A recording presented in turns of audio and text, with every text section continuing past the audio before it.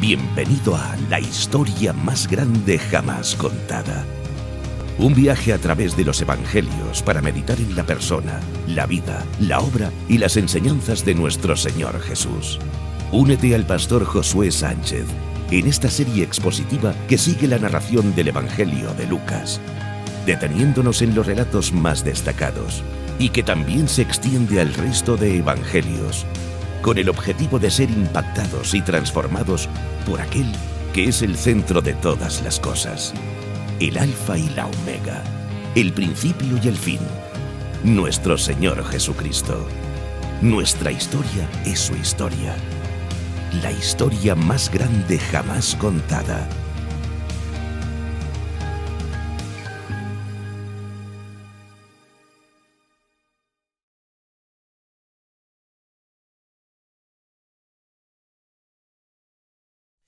Bien, hoy, hermanos, retornamos a la serie de los Evangelios. Hacía ya bastantes meses que la teníamos aparcada y hoy volvemos a ella. Nos vamos a quedar por donde vamos a retomar, mejor dicho, por donde nos quedamos.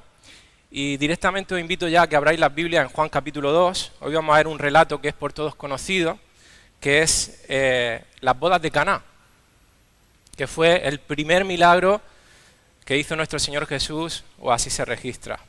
Bueno, vamos a leer, estamos todos en Juan capítulo 2, versículo 1 al 11, dice que al tercer día se hicieron unas bodas en Caná de Galilea, y estaba allí la madre de Jesús, y fueron también invitados a las bodas Jesús y sus discípulos.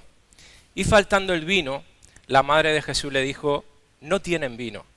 Jesús le dijo: ¿qué tienes conmigo, mujer? Aún no ha venido mi hora. Su madre dijo a los que servían: haced todo lo que os dijere. Y estaban allí 6 tinajas de piedra para agua, conforme al rito de la purificación de los judíos, en cada una de las cuales cabían 2 o 3 cántaros. Jesús les dijo: llenad estas tinajas de agua, y las llenaron hasta arriba. Entonces les dijo: sacad ahora y llevadlo al maestresala. Y se lo llevaron. Cuando el maestresala probó el agua hecha vino, sin saber él de dónde era, aunque lo sabían los sirvientes que habían sacado el agua, llamó al esposo y le dijo: todo hombre sirve primero el buen vino, y cuando ya han bebido mucho, entonces el inferior, mas tú has reservado el buen vino hasta ahora. Este principio de señales hizo Jesús en Caná de Galilea y manifestó su gloria, y sus discípulos creyeron en él.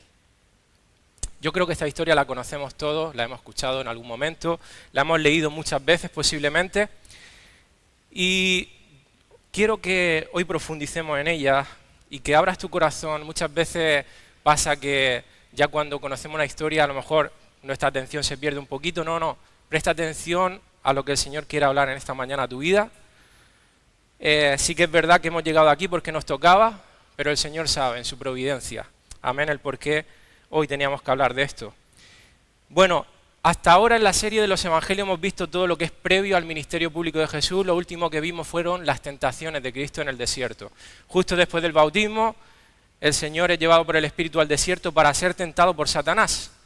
Y quiero que vayamos a Lucas, que es donde vimos ese episodio, Lucas 4, versículo 13, ese fue el último versículo que vimos, y dice que cuando el diablo hubo acabado toda tentación, se apartó de él por un tiempo. Inmediatamente Lucas, que es un evangelio escrito de forma cronológica, escrito de forma ordenada, narrando cada acontecimiento de la vida de Jesús, lo cual no significa que narre todo lo que sucedió en la vida de Jesús, porque sería imposible. Pero dice el versículo 14 que Jesús volvió en el poder del Espíritu a Galilea, y se difundió su fama por toda la tierra de alrededor, y enseñaba en las sinagogas de ellos, y era glorificado por todos. Bueno, aquí los 3 evangelistas, Mateo, Marcos y Lucas, hacen un salto en el relato de la vida de Cristo y se van directamente al ministerio de Jesús en Galilea. Pero los eruditos bíblicos, cuando armonizan los 4 evangelios, encuentran que Jesús, antes de ministrar en la sinagoga de Galilea, que eran 200 y pico sinagogas, estuvo un periodo de largos meses ministrando en Judea. Sabéis que Palestina se dividía en Judea, Samaria, Galilea. Judea es la región a la que pertenece Jerusalén, y Jesús estuvo un tiempo después de estar reclutando a sus discípulos, etcétera, después de estas bodas que vamos a ver ahora, ministrando allí, y lo veremos en las próximas semanas. Así que ese salto lo vemos aquí en Mateo, Marcos y Lucas, pero Juan, el Evangelio de Juan, nos narra ese periodo de ministerio temprano en Judea, después de las tentaciones y de su bautismo. Del capítulo 1 al 4 es el único evangelio que nos lo narra. Y en el capítulo 1 de Juan encontramos que Jesús recluta a sus primeros 5 discípulos. En las bodas de Caná no estaban todos los discípulos de Jesús, habían solamente, se creen que entre 5 o 6. Es más, es probable que fueran 5 que eran Andrés, Juan, Pedro, Felipe y el último de ellos, Natanael. Lo digo porque no sé cuántos de aquí han visto películas, han visto la serie Chosen, por ejemplo. Bueno, por ejemplo, la serie Chosen, todos están en la boda, no es así. Filtremos todo lo que vemos, puede ser de bendición, algunas cosas de estas que vemos en la tele, pero hay muchas cosas que no son bíblicas. Detalles a lo mejor insignificantes como esto, pero a veces también detalles grandes. ¿Ok? Y dice en Juan capítulo 2, versículo 1, retornando a nuestro texto: al tercer día se hicieron unas bodas en Caná de Galilea. 3 días después de reclutar a Natanael, como narra el capítulo 1, Jesús y esos 5 discípulos son invitados a unas bodas en Caná, que era una aldea muy chiquitita, de 50 habitantes aproximadamente, a unos 14 kilómetros de Nazaret. Ahora bien, ¿por qué Juan narra este relato y el resto de evangelistas no lo narran? Mateo, Marcos y Lucas, hermanos, narran aproximadamente 20 y tantos milagros en su evangelio, cada uno de ellos. Son muchos milagros y Jesús hizo muchísimos más. De tal manera que dicen los evangelios que no cabría en el libro las cantidades de cosas que hizo Jesús. Pero Juan, a diferencia de los otros 3, narra solamente 7 milagros. 7. En todo el evangelio de Juan, que es un evangelio largo, narra solamente 7 milagros escogidos para mostrar que Cristo era el Hijo de Dios, era el Dios encarnado, y para mostrar diferentes aspectos de la persona de Cristo. Así que Juan escoge, inspirado por el Espíritu Santo, esta señal de convertir el agua en vino para mostrar la deidad de Cristo. No porque fuera el primero, porque no era necesario que sí o sí se escribiera o se relatara el primer milagro de Cristo, sino porque inspirado por el Espíritu es dirigido a que esta señal sea escrita en su Evangelio. Y de hecho sobre este acontecimiento, digamos que orbitan los próximos capítulos de Juan. Por ejemplo, a la conversación con Nicodemo, con la mujer samaritana, la purificación del templo, todo está conectado, como iremos viendo más adelante. Juan llama a estos 7 milagros señales, no le llama milagros, le llama señales porque apuntan a Cristo, apuntan, muestran algo acerca de Cristo, lo dirigen a las personas hacia Él, hacia el Mesías. Y esa es la intención de todo el Evangelio de Juan, como bien lo dice él mismo al final de su Evangelio, en Juan capítulo 20, versículos 30 y 31, que dice que hizo además Jesús muchas otras señales en presencia de sus discípulos, las cuales no están escritas en este libro, pero estas 7 señales se han escrito para que creáis que Jesús es el Cristo, el Hijo de Dios, y para que creyendo tengáis vida en su nombre. Bendito sea su nombre. La primera señal de Cristo, hermano, fue convertir el agua en vino, y yo no sé tú, pero yo no he visto a nadie que pueda convertir el agua en vino. A nadie. Eso es algo sobrenatural que solo está al alcance de alguien sobrenatural. Y solamente hay uno que es sobrenatural, y ese es Dios. Jesús demostró su divinidad aquí. Y qué bueno es, hermanos, que reflexionemos en que Jesús es Dios, que nosotros somos partícipes de Cristo, estamos unidos a Cristo, tenemos al Espíritu Santo en nuestros corazones. Hermano, es precioso cuando uno se para y se detiene en esa gran verdad. Pero hermanos, ¿por qué esta señal? ¿Por qué el milagro de convertir agua en vino? ¿Acaso de todos esos milagros o señales que dice Juan que no escribió, no habían otros milagros, vamos a decirlo así, mejores? Porque convertir el agua en vino puede parecer algo banal, ¿verdad? Podría haber escogido quizá algo, no sé, un poquito menos vino, porque ¿a qué asociamos el vino, hermano?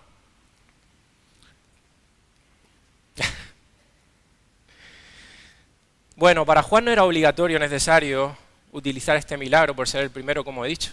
El resto de evangelios no lo hacen. Hermanos, cada milagro da un aspecto de Jesús.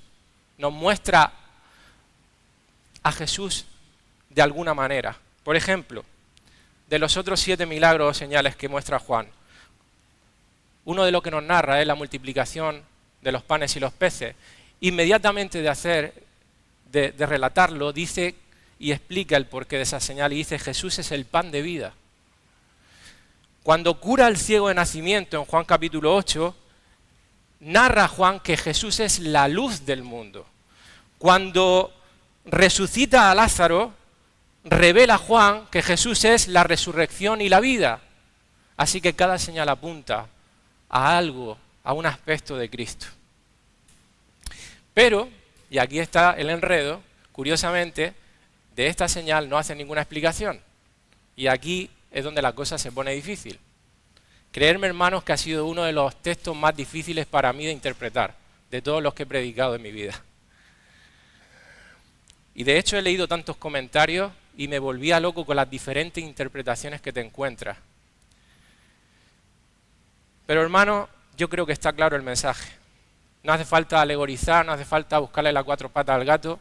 El mensaje está claro y lo vamos a ver. Y en esta mañana quiero que podamos ver no solamente hacia dónde apunta esta señal, sino las ricas y variadas enseñanzas que nos muestra este texto conforme lo vayamos leyendo. Así que espero que esto sea de estímulo para tu vida, que el Señor, como el mismo Juan dice, a través de esta historia y viendo la gloria de Cristo, tengamos vida en su nombre, que seamos transformados. Como dice en 2 Corintios 3:18, por tanto nosotros todos, mirando a cara descubierta como en un espejo la gloria del Señor, somos transformados de gloria en gloria en la misma imagen como por el Espíritu del Señor. Ahora te invito a que cierres tus ojos, vamos a orar, le presentamos este tiempo al Señor.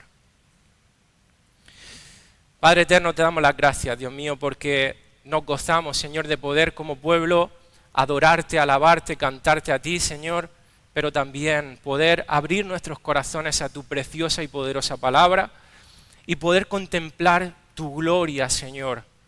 Es contemplando tu gloria que somos transformados y recibimos vida, Señor. Nuestra fe se estimula, nuestra fe es corregida, nuestra fe aumenta, Señor. Te pedimos, Dios mío, que tú hagas eso a través de este relato que no está en las Escrituras por casualidad o para rellenar, Dios mío. Por medio de este relato te vemos a ti, Señor, te observamos, te podemos contemplar, Dios mío, y aprendemos, Señor, de ti. Yo te pido que así sea para mí, Dios mío, y para mis hermanos en esta mañana. Señor, a pesar de mi debilidad, úsame, Señor, en esta mañana para poder compartir tu sublime y poderosa palabra. Amén y amén.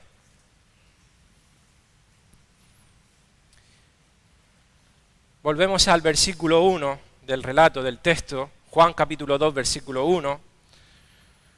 Dice que al tercer día se hicieron unas bodas. Lo que iba a acontecer, hermano, en esta pequeñita aldea de Caná no era cualquier celebración. Se iba a hacer algo con una gran trascendencia nacido en el corazón de Dios, que es el matrimonio. En la actualidad, hermanos, en España se celebran 150.000 matrimonios al año, aproximadamente. Cifra arriba, cifra abajo. Eso supone un promedio de 3 personas por cada 1.000 habitantes. Es poco el promedio. De hecho, España se sitúa a la cola en Europa de matrimonios.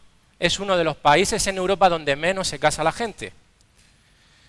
Por otro lado, como contrapartida, hermanos, se celebran 150.000 matrimonios, pero también se dan 100.000 divorcios anuales. Y eso sin contar, hermanos, las separaciones que no se llegan a término legal. No sé si lo habéis visto, en una predicación hablé de que se está dando la estúpida, porque no se puede decir de otra manera, situación de que ahora la gente se casa con uno mismo y hacen una celebración. Bueno, pero es que ahora se da la estúpida idea de celebrar el divorcio con una pomposidad incluso mayor que la de una boda. Lo están hasta promocionando en series de Netflix. El número de bodas, hermano, ha bajado por muchos factores, y entre ellos porque se dan ahora nuevas fórmulas de convivencia, como en las parejas de hecho, en donde no hay un compromiso tan, digamos, que te enlace tanto con la otra persona, y eso ha tenido un incremento progresivo. Por otro lado, hermanos, de las 150.000 bodas hay un dato muy revelador, y es que el 20% son bodas religiosas, el otro 80% no. Cuando hace 10 años atrás, en España el 50% de las bodas eran religiosas y hace 20 años el 75%. Eso habla de en qué camino va la sociedad, y España concretamente, cómo se ha multiplicado el ateísmo y están sacando en todo a Dios de la ecuación. Y los que se casan por la Iglesia Católica lo hacen simplemente muchas veces porque los padres le empujan a que lo hagan por tradición, o porque, como hemos escuchado, mi mujer escuchó estando en la peluquería un día, como una persona se iba a casar y decía, ¿tú te crees que el cura no me deja poner las canciones que yo quiero? Si yo lo que quiero casarme en la iglesia porque las fotos son más bonitas.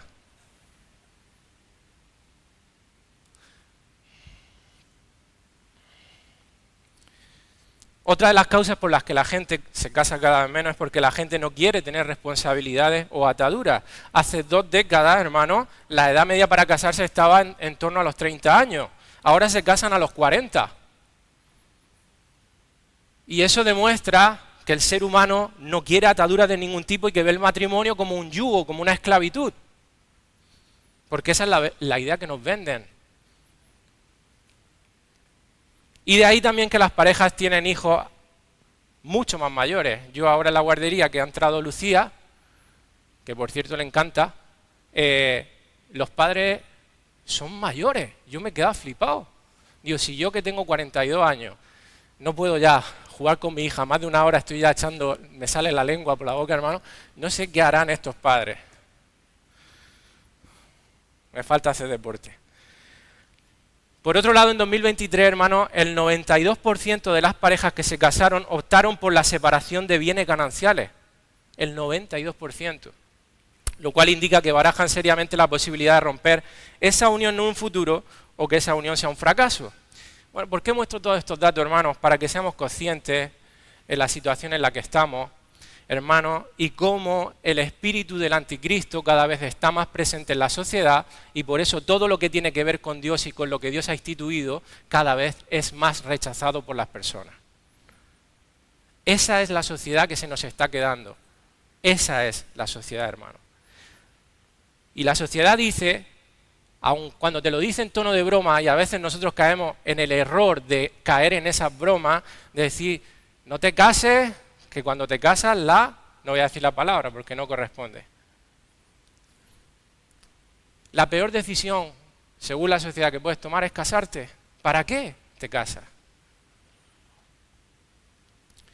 Hermanos, Dios fue el creador del matrimonio, y el matrimonio es un regalo para nosotros. Es una institución de gran bendición para nosotros y constituye el núcleo fundamento de la sociedad. En Proverbios 18:22, Salomón, inspirado por el Espíritu Santo, dice, el que haya esposa, haya el bien y alcanza la benevolencia de Jehová. ¿Crees esto, hermano? Tú que estás casado, los que no estáis casados no podéis responder. ¿Lo crees? Gloria a Dios.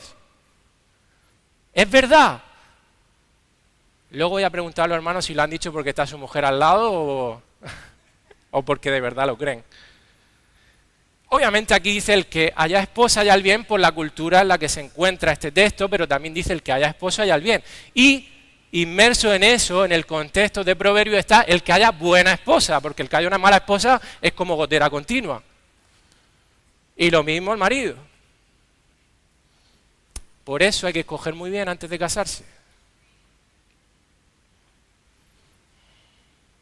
Nuestro matrimonio nos revela las Escrituras, que apunta a algo mucho más grande que la unión de un hombre y una mujer, esa unión de Cristo y la Iglesia. En el matrimonio estamos reflejando la gloria de Cristo y la Iglesia, el amor de Cristo por su Iglesia, su amada, su esposa, con la cual celebrará la fiesta de bodas en las bodas del Cordero un día. Y ahí estaremos. Bendito sea su nombre. Nosotros como iglesia, hermanos, tenemos que mostrar que este proverbio es verdad. De que el matrimonio es una bendición. Nosotros tenemos que izar la bandera del matrimonio como sal y luz que somos, hermanos, somos la resistencia. Por eso, hermanos, una de las mayores responsabilidades más grandes y más importantes que tenemos los que estamos casados es cultivar y cuidar nuestros matrimonios. De forma intencional, de forma proactiva, de forma diligente. El matrimonio no es un lugar para la improvisación. El matrimonio no se puede sostener como apagando fuegos, como si fuera un bombero. El matrimonio, hermanos, se labra y se cultiva con la sabiduría de Dios. Y hago unas preguntas de reflexión, lanzo al aire. ¿Cuándo fue la última vez que leíste un libro o escuchaste alguna predicación o enseñanza relacionada con el matrimonio? No porque te fue impuesta, sino porque te interesaba. Yo sé que las mujeres hacen generalmente esto a menudo, pero los hombres en esto... ¿Cuándo fue la última vez que tuviste una conversación sincera con tu cónyuge acerca de cómo van las cosas entre vosotros? Porque a veces damos por hecho de que todo está bien. Y no está bien. Muchas veces no está bien. ¿Cuándo fue la última vez que te acercaste a los pastores para pedirle un consejo respecto a vuestro matrimonio?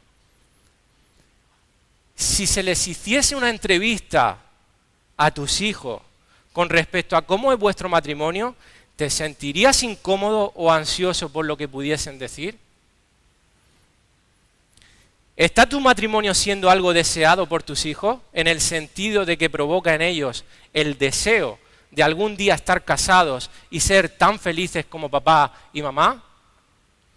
Yo no sabéis lo que me alegro y mi matrimonio no es perfecto, tengo un montón de errores, tenemos un montón de errores, nos queda mucho que aprender, porque no hay matrimonio perfecto, hermano. Todos los matrimonios tienen imperfecciones. ¿Por qué? Porque se han casado dos pecadores que están siendo santificados. Pero déjame que te diga algo, a mí me da una alegría cuando yo le escucho a Sofía decir que se quiere casar, con 6 añitos que tiene, que digo, bueno, no lo estoy haciendo tan mal. De hecho, Noé un día le dijo, hasta los 30 ni se te ocurra tener novio. Y se puso a llorar.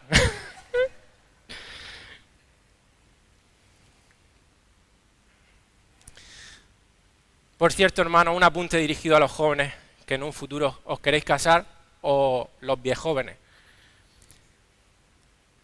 Después de seguir a Cristo, hermano, no hay decisión más importante en la vida que con quién te vas a casar.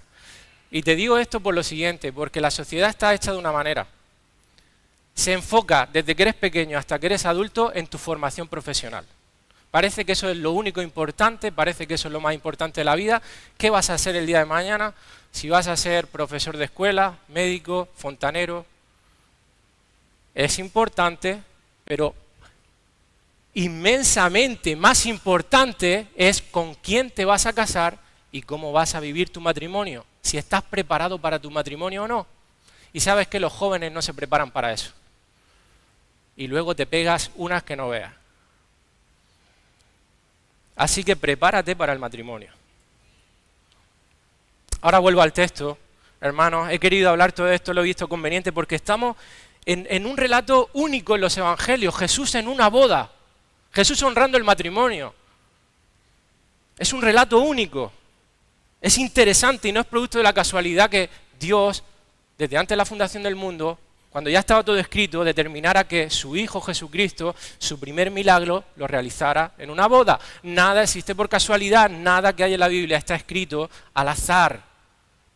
Un comentarista bíblico dice al respecto de la presencia de Jesús en estas bodas: Cristo asistió a esa boda y con su presencia demostró cuán honroso es a los ojos de Dios el matrimonio.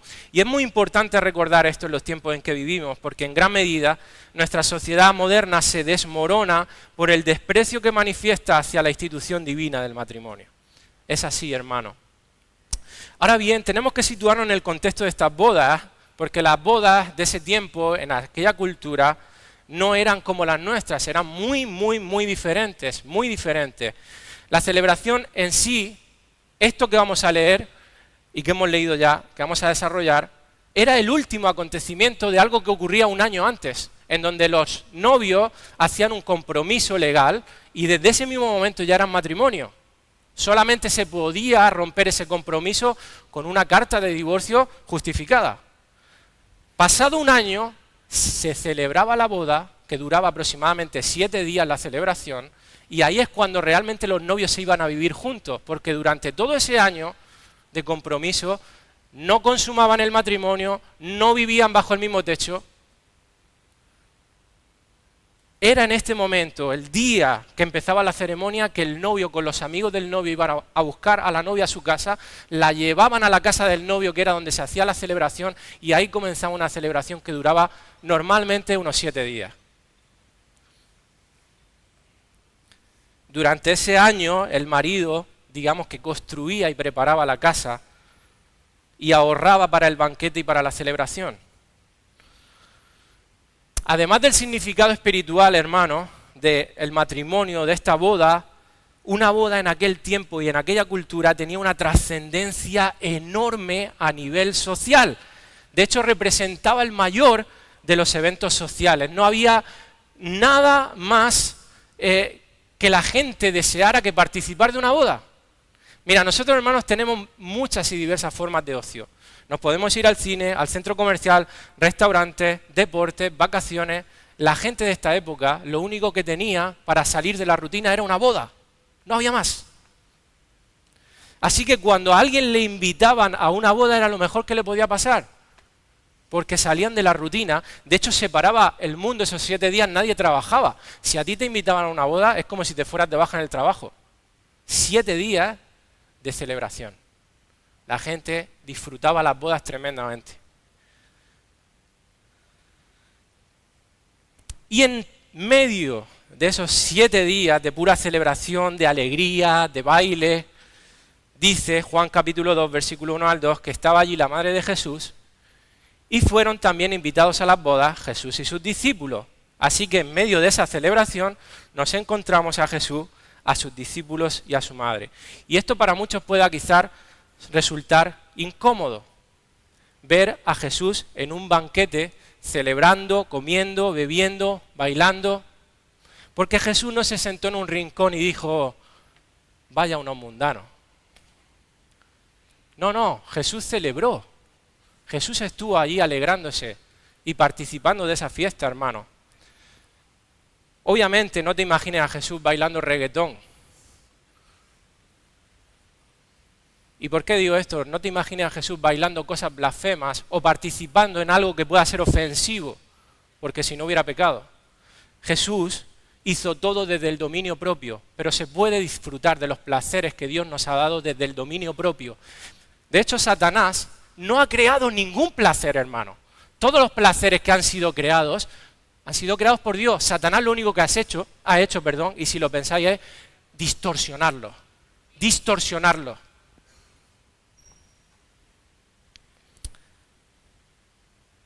Hay cristianos que tristemente creen que no se puede celebrar, que no se puede reír, que no se pueden gastar bromas, que no se puede disfrutar de los buenos placeres que Dios nos ha dado en la vida. Para ellos el más santo es el más serio. Qué triste, porque esto es erróneo, esto no es bíblico, hermano. Jesús celebró y bailó con el resto. Por supuesto era música y letra sana. Pero Jesús no se sentó en una esquina amargado, esperando a que terminase el tedioso tiempo de celebración de esa boda. No, Él celebró y disfrutó esos 7 días. Pero el cristiano legalista va por la vida así, creyéndose superior al resto de sus hermanos, porque él es un tipo más espiritual, más serio, no rompe un plato, y entonces anda condenando e incluso mandando al infierno a todos aquellos que no lo hacen como él. Tristemente se da esa especie de cristiano entre nosotros, en las iglesias. Y ya ni hablemos lo incómodo que le puede haber resultado y lo que se tergiversa a veces el tema del vino, que Jesús lo que convirtió era agua en mosto. No, era vino, hermano. De hecho, en la Biblia, cuando habla de vino, hermano, habla de vino que te puede embriagar. Por supuesto no era el mismo vino que tenemos nosotros, era un vino mucho más reducido, no voy a explicar ahora. Era un vino que se podía beber y era bastante difícil que te embriagara, a no ser de que fuera, pues, vamos, que te pasaras bebiendo todo el día, uno tras otro, tras otro, tras otro. Hermanos, hay cristianos que demonizan el beber el vino y se la ingenian para decir que era mosto. No, esto no es lo que vemos en la Biblia. Mira a los fariseos cómo tachaban de bebedor y comilón a Jesús.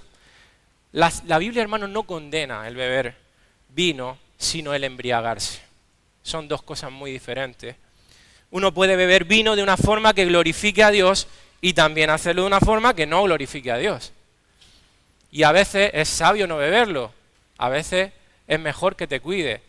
Y a veces, por motivos de conciencia, cuando estás con alguien que sabes que tiene un problema o que todavía eso es un problema para él, el ver a alguien bebiendo alcohol, no lo hagas por amor al hermano, por amor a esa persona. Pero lo que nunca debemos hacer es juzgar a aquel que lo bebe de manera ordenada, incluso llegar a poner en tela de juicio su espiritualidad y en algunos casos hasta su conversión y su nuevo nacimiento. Y este mismo principio, hermanos, se podría aplicar a muchas otras cosas. Hay un autor que escribe estas palabras, me gusta mucho, dice: aquel que ha entendido verdaderamente la gracia puede practicar un juicio caritativo y extender gracia a hermanos que tienen prácticas con las cuales diferimos, pero entendemos que están en el rango de posibilidad para un creyente. Extender esta gracia a otros solo es posible cuando la gracia del Evangelio está informando nuestra cosmovisión. Además, nos deja saber que nuestras obras no nos salvan, sino que muestran la asombrosa verdad de que todo lo hacemos para la gloria de Dios, informados por su palabra. Y sigue diciendo: si descartamos el legalismo de nuestras vidas, entonces las libertades cristianas nos permitirán tener prácticas piadosas satisfactorias y para la gloria de Dios, sin que creamos que las mismas son meritorias y que debemos sentir que Dios se place más de nosotros que de nuestro hermano que no realiza tales prácticas. Este es el horrendo pecado de la pretensión de superioridad moral hacia otros que no actúan o afirman los valores de uno. Cuidado, hermano, y que todo lo que pensamos o hagamos, lo hagamos realmente para la gloria de Dios, no creyéndonos mejores, más superiores moralmente o meritorios del favor o la aceptación de Cristo. Escúchate al hablar, salen de tu boca comentarios despectivos de otros hermanos que no lucen como tú. Observa qué hay detrás de eso. Volviendo al texto, Juan, capítulo 2, versículo 1, dice que estaba allí la madre de Jesús. Bueno, el relato da a entender que María no era una simple invitada más a la boda, sino que tenía cierta responsabilidad, quizá era parte de la familia, se casaban familiares suyos o eran amigos muy cercanos, porque si no ella no estaría dando órdenes para lo que luego ocurrió. Otro detalle a reseñar es que no se menciona a José en el relato en ningún momento, y es porque es muy posible que ya estuviese muerto, y más adelante veremos algo al respecto de esto. Entonces entramos ahora a uno de los momentos claves del relato, y es el diálogo entre María y Jesús. Y ahora piensa en esto, hermano. Juan podía haber contado la historia sin haber dado estos dos detalles. El diálogo entre María y Jesús y cómo Jesús hizo el milagro de convertir el agua en vino. Podía haber dicho: hubo una boda en Cana de Galilea, ahí estaba Jesús, ahí estaban sus discípulos, ahí estaba María, y Jesús convirtió el agua en vino y fue glorificado. Y todos hubiéramos entendido la historia, ¿verdad? Y hubiéramos dicho: Jesús es Dios, porque nadie puede convertir agua en vino. Ahora, ¿por qué están estos dos detalles aquí? ¿Por qué los introduce Juan? Vuelvo y repito, ningún detalle en la Escritura está por casualidad. Así que estos dos detalles son sumamente importantes y necesarios. Juan capítulo 2, versículo 3 dice: faltando el vino, en algún momento de la boda empezó a faltar el vino. No sabemos en qué día. Dice, la madre de Jesús le dijo: no tienen vino. Quizá calculó mal el novio, quizá se le presentaron más gente de la que él preveía, quizá no tenía los recursos suficientes económicos para cubrir todos esos días de celebración, fuera lo que fuese, hermano, no nos lo dice Juan. El caso es que era un asunto realmente grave lo que estaba sucediendo allí, que no tuviesen vino. Porque para nosotros no es entendible. Si en una boda falta el vino, hermano, vamos al Mercadona, o al Uber, o al que sea, y compramos. Y si no hay Coca-Cola, y si no hay Fanta, y no pasa nada, bebemos. Pero recordemos, en esta cultura el vino era lo único diferente que había al agua. El vino era un elemento indispensable en una boda hasta el punto que sin vino no había boda. En esta cultura, si se acababa el vino, se acababa la fiesta. Y no solo se acababa, sino además que dejaba una marca, una huella de vergüenza de por vida en el novio y en la novia. Era una catástrofe social para ese matrimonio que se acabara el vino. Hermano, el vino en la Biblia representa gozo, alegría. Hay un refrán judío que está escrito en el Talmud y dice, sin vino no hay fiesta. Literal. Para ellos es así. De hecho, en la Biblia el vino siempre es símbolo de gozo y de celebración. Hay un juicio, hay varios, pero en Isaías, por ejemplo, hay una profecía de juicio de Dios al pueblo de Israel. Y una de las cosas de ese juicio que le da a Israel, le dice, se perdió el vino, enfermó la vid. Cuando estemos en la boda del Cordero dice que habrá vino, que celebraremos con una copa. La responsabilidad, hermanos, del banquete recaía sobre los hombros del novio, el cual se encargaba de todos los gastos. Y si se quedaban sin vino, podía haber una demanda legal de los padres de la novia sobre el novio. Se podía liar una ahí bien grande, al punto que hasta se podían romper algunos matrimonios por ese hecho. Increíble. Claro, María preocupada por la situación, porque amaba a esos novios, porque fueran sus familiares, amigos o lo que fuera, ¿qué hace? Se preocupa y voy a hacer algo. ¿Qué hace? Acude a Jesús. ¿Por qué María acude a Jesús para que resuelva el problema? Bueno, quizá la reacción de María fue algo natural, porque el cuidado de María, posiblemente desde que murió José, estaba a cargo de su hijo mayor, que era Jesús. Jesús se hizo cargo de la carpintería hasta los 30 años, se cree que empezó su ministerio. José no sabemos cuántos años lleva muerto, pero digamos que Jesús fungió como padre de familia, como cabeza del hogar, cubriendo las necesidades de su madre y de sus hermanos. Hasta que en este momento, en este relato, Jesús ya se dedica al ministerio y comienza su ministerio. Entendemos que porque sus hermanos ya tenían la suficiente edad para hacerse cargo de su madre y de la familia. Sabemos que Jesús tuvo hermanos, Jacobo, Judas, tuvo hermanas también. Y esto nos hace recordar algo precioso también a los varones, que nuestro primer ministerio es la familia, antes que cualquier responsabilidad eclesial o de cualquier otro tipo. Jesús no fue a hacer el ministerio hasta que su madre no estuviese cuidada y protegida por sus hermanos. Pero volviendo a María, ella acude a Jesús con su preocupación, porque ella sabía quién era Jesús. Era el Mesías. Y aunque todavía no lo había visto hacer ningún milagro, por mucho que haya evangelios apócrifos, libros apócrifos que digan que Jesús de niño hizo milagros, no. La Escritura nos muestra que Jesús no hizo nada hasta este mismo momento. Una señal, un milagro sobrenatural.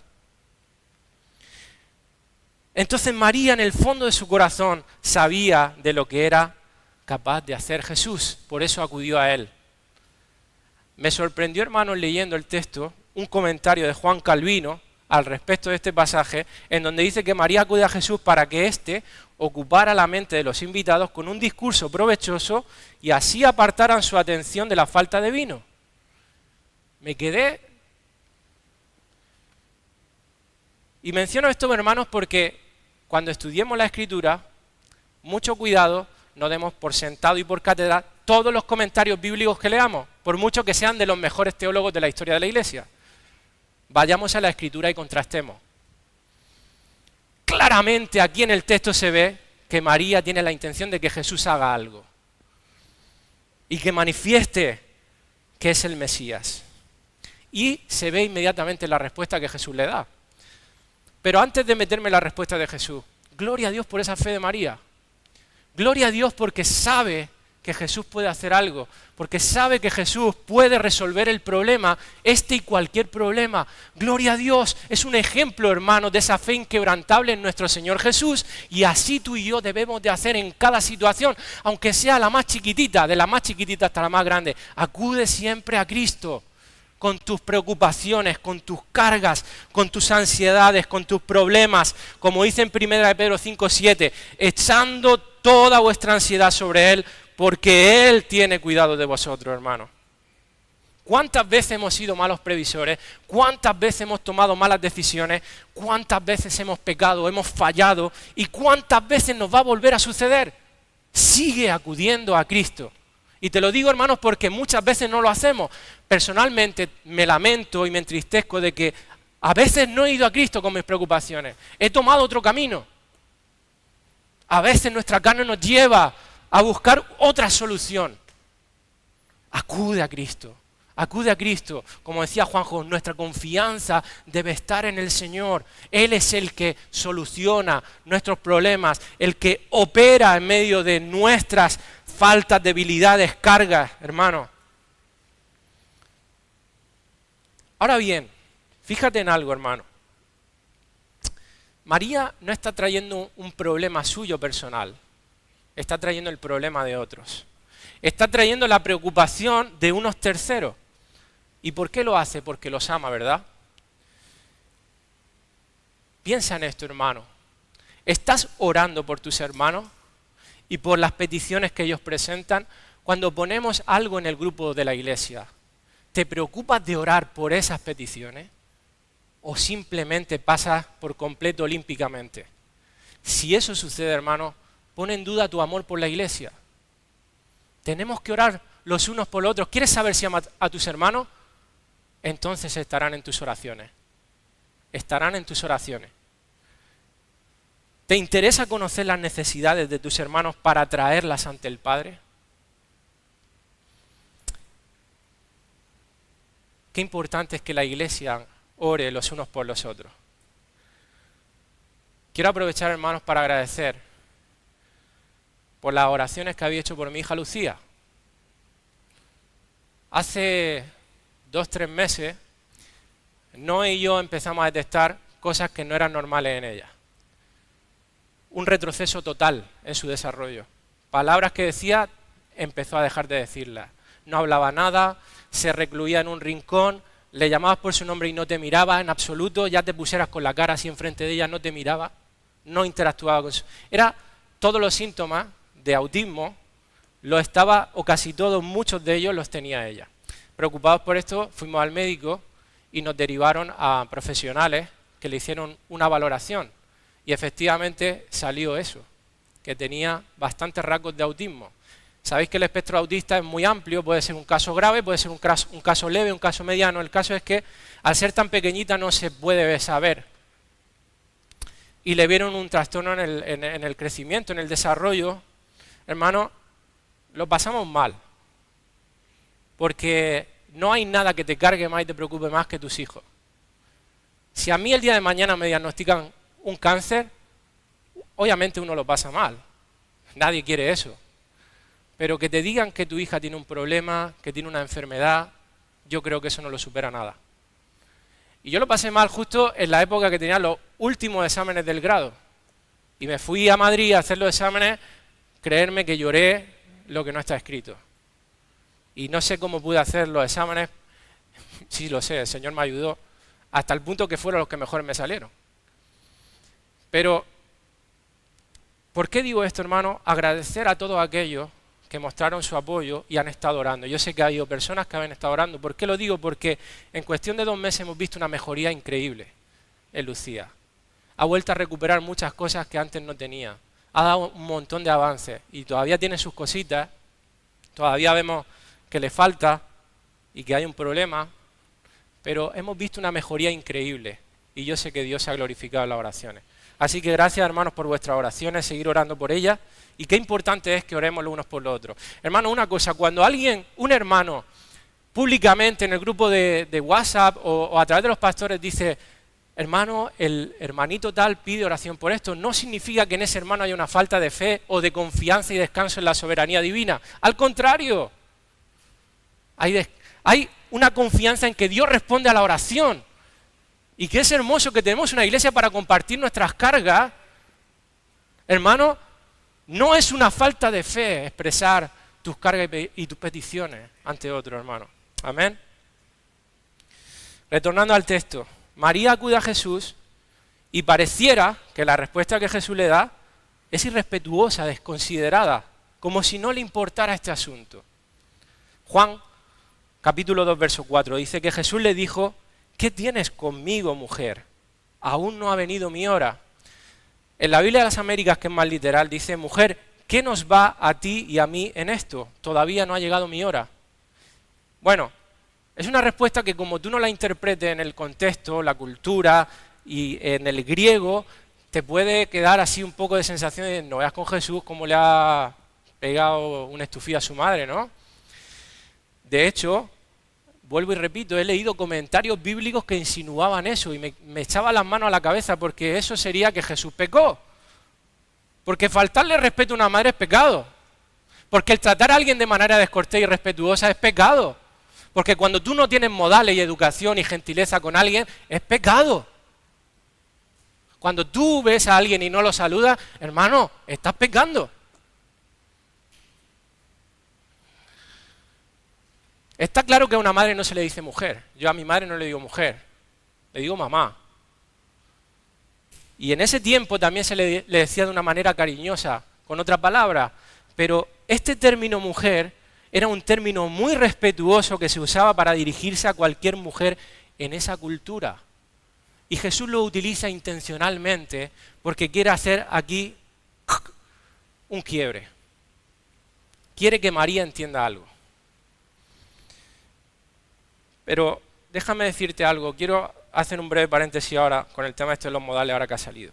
Jesús, como el hombre perfecto, hermano, sin defecto, sin pecado, creo que no me equivoco al decir que fue la persona más educada, amable y gentil que ha habido sobre la tierra. Y es el modelo a seguir.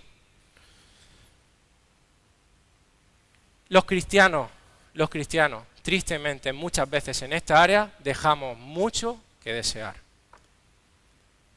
Nos permitimos a veces ser descorteses, irrespetuosos, no amables, no gentiles, tanto con los de afuera como con los de adentro. Y a veces la excusa es que yo soy así, es que yo no soy muy sociable, es que yo no soy muy amigable. Pues si no eres muy sociable, si no eres muy amigable, tendrás que cambiar, porque lo estás haciendo mal. Pablo, en Efesios, ya lo tocará Paco más adelante, en el capítulo 4, le dice a la iglesia, sed amables los unos con los otros. Y cuando tú estudias esa palabra en griego, habla de gentileza, cortesía, relaciones fáciles, dice. O sea, te muestras amigo y buscas hacer que el otro se sienta bien cuando interactúa contigo.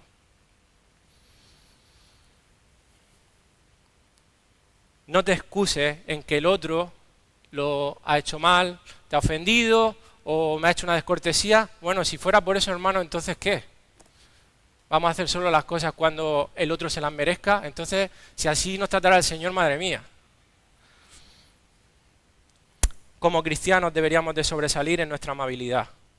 Las formas importan y mucho, hermano. Versículo 4, Jesús le dijo, ¿qué tienes conmigo, mujer? Aún no ha venido mi hora. Lo que Jesús pretendía, hermanos, con toda esta respuesta, no era mostrarse descortés y respetuoso a su madre, era hacerle entender a María que a partir de ahora, de ese momento, tendría que dejar de ver a Jesús como su hijo y verlo como el Mesías, como su Señor, como su Salvador. María necesitaba darse cuenta de que ella no tenía ninguna autoridad para decirle a Jesús, haz un milagro, porque eso solo lo determinaba el Padre, y Jesús solo actuaba cuando el Padre le decía, ahora. María no podía marcar la agenda de Jesús, era el Padre. Y aquí Jesús, de forma cortés, le dice, no, tú no eres quien me dice. Pero al mismo tiempo no le estaba diciendo que no lo iba a hacer. Porque si seguimos leyendo el texto, Jesús estaba dispuesto a hacerlo y no fue porque cedió a su madre, porque si no hubiera pecado, se hubiera contradicho. Dice un comentarista, No podemos negar que el Señor sí que manifestó cierto desacuerdo con ella, que no descortesía o irrespeto.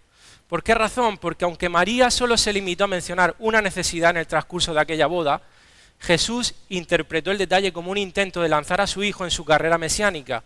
Así que la reprensión del Señor tuvo su origen en el hecho de que María estaba colocando su relación maternal en conexión con su obra y el Señor no podía aceptar esto. Ella no podía ser quien indicara la hora en que debía manifestarse. Eso era algo que solo le correspondía a su Padre en el cielo.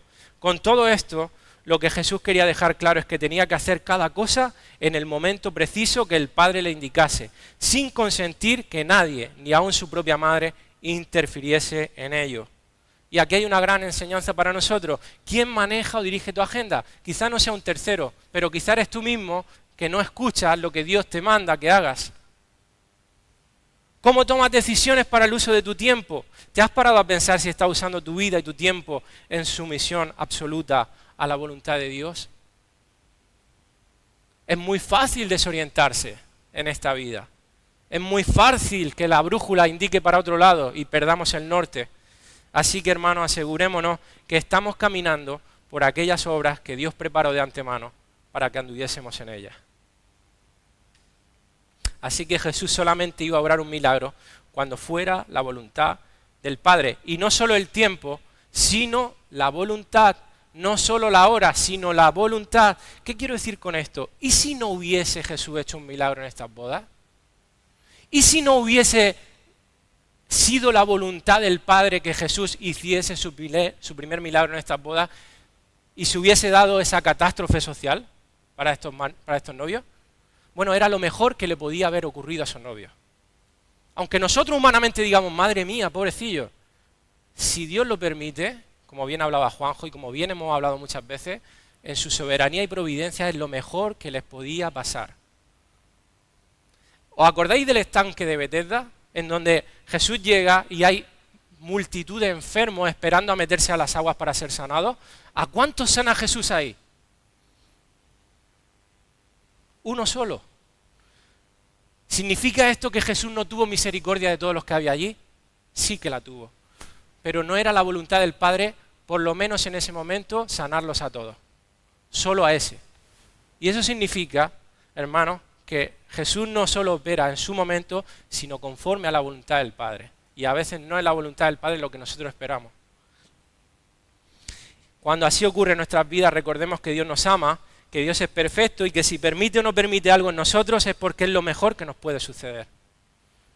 Versículo 5 dice, su madre dijo a los que servían, haced todo lo que os dijere. Por lo tanto, quiere decir que María entendió de que Jesús no iba a operar conforme a lo que ella le dijo, sino conforme a su Padre, pero que sí iba a hacer algo. Y qué preciosas palabras de María para que se conviertan en el lema nuestro, haced todo lo que os dijere. Hagamos todo lo que el Señor nos diga.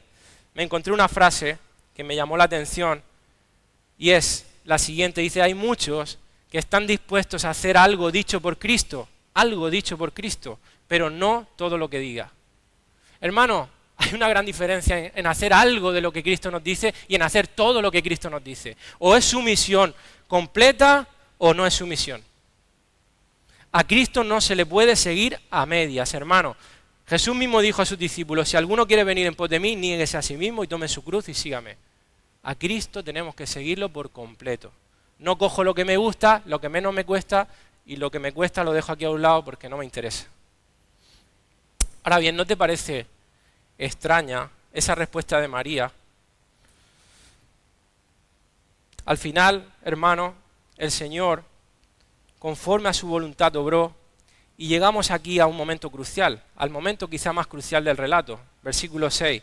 Dice que estaban allí 6 tinajas de piedra para agua, conforme al rito de la purificación de los judíos, en cada una de las cuales cabían 2 o 3 cántaros. Jesús les dijo, llenad de estas tinajas de agua, y las llenaron hasta arriba. ¿En qué consistían estas tinajas de agua? ¿Y qué era el rito de la purificación? Dios, en su ley dada a Moisés en el Antiguo Testamento, hay varios mandatos que hace que podemos observar en Deuteronomio, en Levítico, acerca de purificación y lavados ceremoniales. Pero, los judíos habían tergiversado la ley, la habían llevado a un extremo insospechado, poniendo mandamientos de hombres como si fueran mandamientos de Dios, llevándola a un extremo que Dios nunca quiso darle y que Dios nunca dijo. Y entonces la tradición judía requería que los judíos lavaran sus manos antes de una comida, entre cada plato y después de cada plato. O sea que cada vez que ellos, hermanos, iban a comer, se lavaban las manos, ceremonialmente, para sentirse puros. Terminaba un plato antes de coger el otro, ni se te ocurra, ve a lavarte las manos. Y al terminar de comer el plato, otra vez. No solo esto, sino que sabéis que en ese tiempo no había Nike, ni Reebok, ni Adidas. Iban en sandalias, hermano. Y se le metía el polvico y no vea los pies cómo se ponían. Pies negros, todo el mundo tenía pies negros. Entonces, ¿qué hacían? Se lavaban los pies con ese agua de la purificación. Las tinajas, además de esto, lavaban cada utensilio, los platos, los vasos, todo lo que usaban. Las tinajas eran de piedra, porque a diferencia de las de barro, ellos pensaban que no se contaminaban.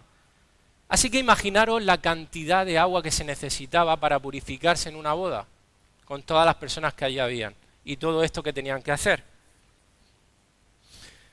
Si hacemos las matemáticas, nos salen aproximadamente unos 600 litros de agua, muchísima agua. Es una cantidad enorme. Y en este momento del relato, Jesús, fijaros que dice llenar las tinajas, lo cual significa que faltaba agua en esas tinajas. No sabemos cuánta agua, pero faltaba agua. Por lo tanto, ya habían pasado algunos días. ¿Por qué le dice Jesús que la llenen hasta arriba? Bueno, para que no quede duda de que Jesús no le echa ahí unos polvos mágicos y lo convierte en vino. O que echa otra sustancia. No, que se vea. Que aquí no hay truco. Por cierto, hermanos, allí no había grifos. Tenían que ir a recoger el agua al pozo. Imaginaros las de vueltas que dieron hasta que llenaron esas tinajas. Lo cual nos habla también de que Dios a veces nos exige nuestro esfuerzo y que hagamos lo que tenemos que hacer. Que a veces estamos esperando que Dios nos mande del cielo las cosas y tú estás esperando en tu casa que te mande un trabajo y no has mandado ni un currículum. Muchacho. Ahora bien, pensemos, ¿por qué Jesús no usó para el milagro las mismas tinajas que se habían usado para servir el vino antes? ¿Por qué usar las tinajas del agua de la purificación? ¿Por qué no usar esas tinajas vacías del vino que ya se había servido y que se había gastado? Al igual que en otro milagro, en la multiplicación de los panes y los peces, utilizó cestas vacías. Porque Jesús es Dios y de la nada puede crear. No necesita transformar un elemento en otro. De hecho, si ves la formulación orgánica del agua y del vino son completamente diferentes. Es como si hubiera hecho una cosa nueva. Dios no necesitaba agua para hacer el milagro. Podía haber, con simplemente pensarlo, esas tinajas se rellenarían de vino. ¿Por qué usar estas tinajas destinadas al agua de la purificación que les iba a hacer falta para seguir pudiéndose lavar de toda la impureza en el resto de la boda? Porque pensar algo, Jesús le proporciona vino, el mejor vino que jamás ellos habían probado y que posiblemente ningún hombre probará. Pero por otro lado, hermano, le estaba dando vino, pero le estaba quitando el agua de la purificación. Porque el texto en ningún momento nos dice de que había más tinajas con agua de la purificación, solamente esas. Así que le estaba dejando sin agua para lavarse ceremonialmente. Yo me imagino a más de uno nervioso. ¿Ahora qué hacemos? ¿Dónde nos lavamos las manos? Tenemos que ir al pozo y volvemos. Hermano, no os podéis ni imaginar lo importante que era para esta gente esto. Era uno de los puntos principales de la santidad judía según los maestros de esa época, de los rabinos, de los fariseos, de los saduceos y los escribas. De hecho, Jesús tuvo diferentes controversias con los judíos por su insistencia en esto, en los lavamientos. Vamos a leer, nos vamos a apartar un momento de Juan, vamos a ir a Marcos capítulo 7. Nos queda ya poco, solo unos 20 minutos. Dice Marcos 7, versículo 1. Se juntaron a Jesús los fariseos y algunos de los escribas que habían venido de Jerusalén, los cuales, viendo a algunos de los discípulos de Jesús comer pan con manos inmundas, esto es, no lavadas, los condenaban. Porque los fariseos y todos los judíos, aferrándose a la tradición de los ancianos, si muchas veces no se lavan las manos, no comen. Y volviendo de la plaza, si no se lavan, no comen. Y otras muchas cosas hay que tomaron para guardar, como los lavamientos de los vasos de beber y de los jarros y de los utensilios de metal y de los lechos. Le preguntaron pues los fariseos y los escribas, ¿por qué tus discípulos no andan conforme a la tradición de los ancianos, sino que comen pan con manos inmundas? Respondiendo él les dijo, hipócritas, bien profetizó de vosotros Isaías, como está escrito, este pueblo de labios me honra, mas su corazón está lejos de mí. Pues en vano me honran enseñando como doctrinas mandamientos de hombres. Dice el verso 14, y llamando así a toda la multitud les dijo, oídme todos y entended, nada hay fuera del hombre que entre en él que le pueda contaminar, pero lo que sale de él, eso es lo que contamina al hombre espiritualmente.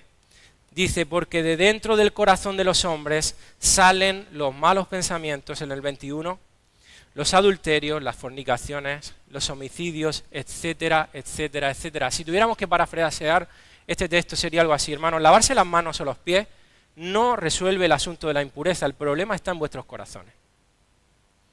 Y además, hacéis cosas supuestamente con la intención de honrarme, pero lo hacéis en vano porque vuestro corazón realmente está lejos de mí, ya que lo hacéis para limpiar vuestras conciencias y sentiros dignos y merecedores del favor de Dios. Por si esto fuera poco, encima lo hacéis enseñando como doctrinas, mandamientos que vosotros os habéis inventado en vuestro afán de ganaros el favor de Dios y de enorgulleceros por ello. Recordemos, hermanos, que la religión judía se había convertido en esto, una serie de rituales que había que hacer, en donde ellos intentaban ganarse el favor de Dios y se sentían orgullosos, merecedores, dignos. El pueblo del libro, como decían. Pero su corazón estaba lejos de Dios. No lo hacían tanto para honrar al Señor, sino para sentirse dignos. Y esa forma de religión se había convertido en una lacra y además muy pesada de soportar porque cada vez añadían más y más y más mandamientos de hombres, cargas tan pesadas que ni los mismos maestros de la ley podían soportar, dice la Escritura. Bueno, al igual que estos judíos, todas las religiones del mundo tienen el mismo factor en común, el mismo denominador común. Buscan ganarse el favor de su Dios o sus dioses por su propio desempeño, por su propio esfuerzo, porque en el fondo del corazón del ser humano está esto arraigado y crece sin que lo riegues. Te quieres ganar el favor de Dios, te quieres sentir digno por tus buenas obras. Buscas la manera de apaciguar a Dios con tus devocionales, con tu asistencia a la iglesia, con tus obras de caridad, con lo que sea. En el fondo de nuestro corazón, nuestra carne nos lleva hacia ese punto. Y aquí Jesús, entre líneas, le está mandando un mensaje. Está mandando un mensaje en el inicio de su ministerio, está diciendo, mira, vosotros no necesitáis lavaros ceremonialmente con este agua no sirve de nada. Aquí está el único que puede lavaros una vez y para siempre, el Cordero que quita el pecado del mundo. Yo. Nadie, hermano, está exento de sentirse impulsado en su carne a merecer el favor de Dios. A veces luchamos con ello, cuando fallamos, cuando nos sentimos indignos. Lo decía Juanjo el otro día, te sientes avergonzado y quieres de alguna manera volver a ganar puntos. No se trata de eso. Eso es religión vacía, muerta, vana. Solo necesitas aceptar el perdón de Cristo, que Él ya pagó por tus pecados una vez y para siempre. Cuando hablo de legalismo, antes he hablado de un tipo de legalismo, me refiero al intento, hermanos, de añadir algo a la obra terminada de Cristo. Confiar en cualquier otra cosa que no sea Cristo y su obra terminada para la posición de uno ante Dios. El legalismo implica sacar la ley de Dios de su contexto original. Y algunas personas viven una religión. Qué tristeza, hermano, que toda tu vida estés en una iglesia evangélica y hayas convertido esto en una religión de hacer esto o no hacer aquello. Porque no se trata de eso. Eso es una forma de legalismo. Y qué triste sería que el día de mañana te encuentres delante de Cristo y te diga, no te conozco.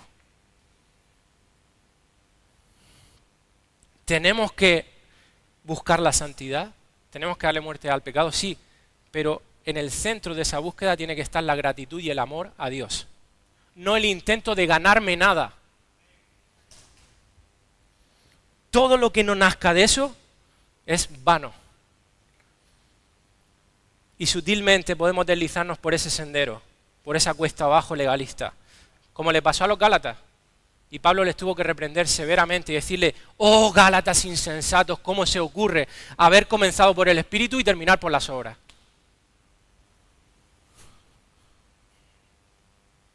Es posible, hermanos, que comencemos la vida cristiana creyendo únicamente en Cristo y en su obra salvadora y que luego caigamos en la trampa de imaginar tontamente, neciamente, que depende de nosotros terminar lo que el Señor ha comenzado.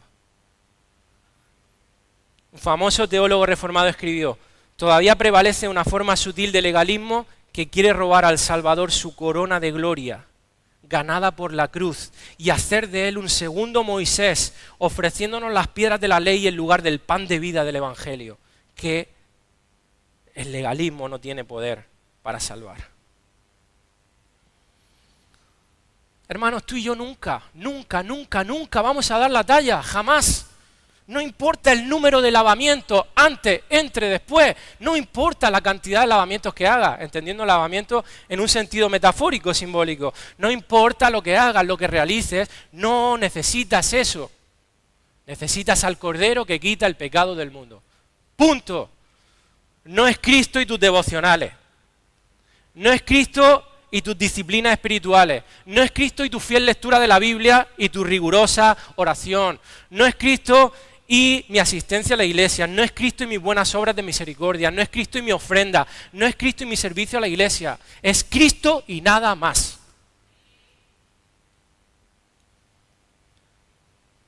No te esfuerces por santificarte para mantener tu salvación.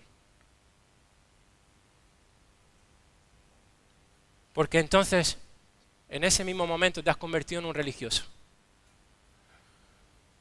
Jesús, hermano, aquí nos muestra que es el agua de vida que lava una vez y para siempre nuestros pecados y que es el buen vino. Jesús es el buen vino. ¿Por qué es el buen vino? Seguimos leyendo en el versículo 8 al 11 y ya vamos a terminar. Entonces les dijo, sacad ahora y llevadlo al maestresala. Y se lo llevaron. El maestresala era el encargado de decir, esto está bien, adelante. Cuando el maestresala probó el agua hecha vino sin saber él de dónde era, aunque lo sabían los sirvientes que habían sacado el agua, llamó al esposo y le dijo, todo hombre sirve primero el buen vino, y cuando ya han bebido mucho, entonces el inferior, mas tú has reservado el buen vino hasta ahora. Este principio de señales hizo Jesús en Caná de Galilea y manifestó su gloria y sus discípulos creyeron en él. Esta era la costumbre, servir primero el buen vino. Y ellos bebieron el mejor vino al final. Como hemos dicho, el vino representa el gozo, hermano. Sin Cristo no hay gozo verdadero en esta vida. Dice el precioso Salmo 16, 11. Me mostrarás la senda de la vida. En tu presencia hay plenitud de gozo. Delicias a tu diestra para siempre. El hombre ha sido creado para experimentar el gozo que solo Cristo puede dar. Mientras no experimente ese gozo, estará siempre vacío, siempre buscando cómo llenar su vida, y nunca lo conseguirá. Cristo dijo, yo he venido para traeros vida y vida en abundancia. Agustín dijo en una ocasión, nos hiciste para ti, y nuestro corazón está inquieto hasta que descanse en ti. Hermanos, mientras Cristo viene a por su iglesia, que viene, hermanos, vivimos en un anticipo de ese gozo que un día experimentaremos en los cielos, de ese gozo eterno y perfecto, de esa copa de vino que un día beberemos en la boda del Cordero. Pero asegurémonos, hermanos, de que estamos invitados a las bodas del Cordero, porque dice en Apocalipsis 19:9, bienaventurados aquellos que son llamados a la cena de la boda del Cordero, lo cual quiere decir que los que no son invitados, ay de ellos. Oramos. Cierra tus ojos. Padre, te damos las gracias, Señor, por mostrarnos tu gloria la gloria de Cristo en este pasaje, Señor. Eres precioso, Señor. Tú has venido a llenar nuestras vidas, Señor, a ser nuestro tesoro, nuestra perla de gran precio, Dios mío, y no hay nada que se te pueda comparar. Perdónanos por todas las veces, Señor, que vivimos como si esto no fuera una verdad. Porque, como muchas veces hemos dicho, nuestro corazón fabrica ídolos constantemente. Buscamos, Señor, sucedáneos de ti. Nuestra carne nos engaña, nos dejamos llevar por ella, Dios mío. Ayúdanos, Señor, a que siempre estés tú en el altar de nuestro corazón. A que siempre, Señor, tú seas adorado. Y a que toda nuestra confianza y descanso esté en ti y no en nada que nosotros podamos hacer. Gracias, Señor, por mostrarnos tu gloria en el día de hoy a través de tu palabra, Señor. Y por darnos vida en tu nombre, Señor. Gracias porque eres bueno y nos ama. En el nombre de Jesús. Amén y amén. Que el Señor os bendiga, hermano. Y nos vemos la semana que viene.